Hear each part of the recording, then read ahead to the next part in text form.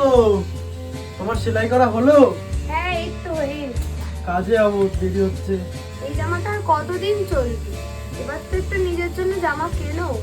দূর পাগল, রাজমিস্ত্রি কাজে কেউ নতুন জামা কাপড় পরে যায় নাকি? এই জামাটা এখনো 2 বছর চলবে।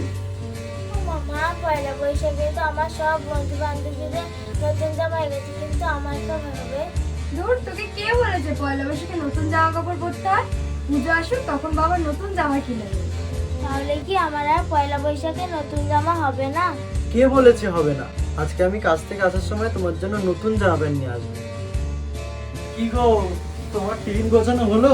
এই তো হয়েই আছে। দাদা, বলছি মেয়েকে তো বললে নতুন জামা এনে দেবে, কোথা দিয়ে এনে দেবে? তোমার অত সব ভাবতে হবে না, ঠিক হয়ে যাবে। আচ্ছা ঠিক আছে, সাবধানে যেও।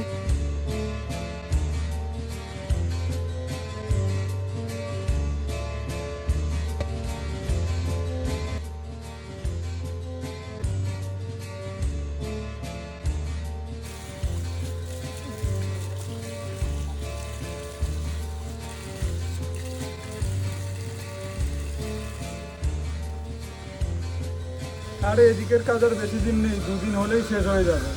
বলছি দাদা, হ্যাঁ আপনার বাড়িতে, হ্যাঁ হ্যাঁ কালকেই যাচ্ছি, গিয়ে দেখে আসবো।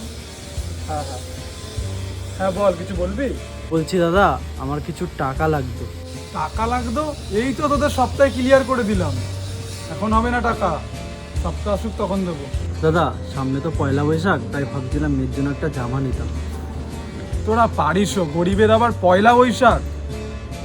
এনে এই টাকাটা রাখ, এর থেকে বেশি আমি আর দিতে পারবো না, আর মাথায় রাখি সপ্তাহ দিয়ে আমি কেটে নেবো। ঠিক আছে দাদা।